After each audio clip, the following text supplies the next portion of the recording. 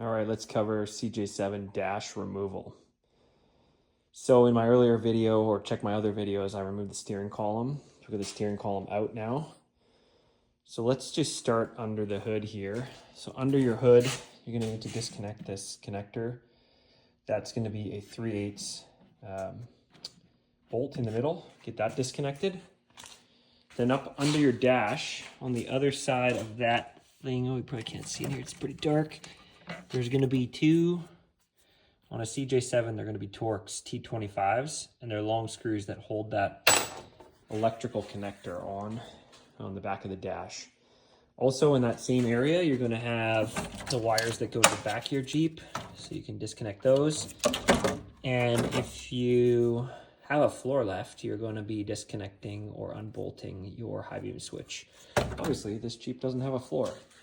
All right, next up is going to be a bunch of T27s. So there's a whole bunch of these around here.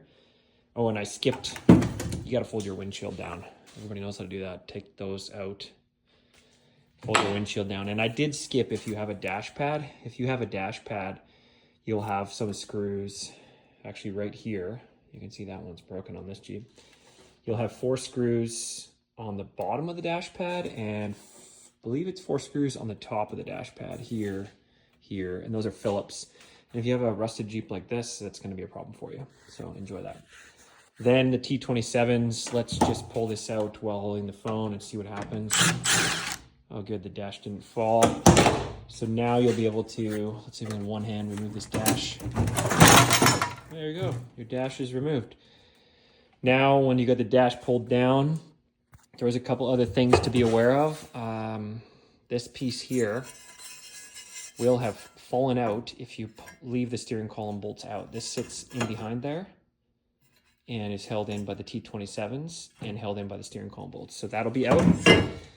Next, you'll need to disconnect your heater plug over there, and then there'll be the 3 heater cables. I'll do a separate video on the routing, which one goes where on the heater cables. But yeah, this dash can come out of here now. Unfortunately, we broke the glove box. All right, 2 additional items on the dash removal.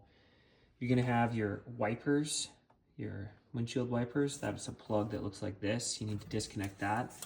And then your brake light switch is a plug that looks like that and plugs in under your dash here.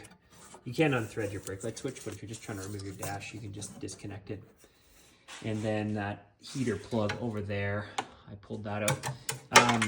Also, if you have a radio, I didn't show that, but if you had a radio connected, you're gonna have to unplug your antenna and any of your speaker wiring that's going to your rear speakers. Front speakers are in the dash.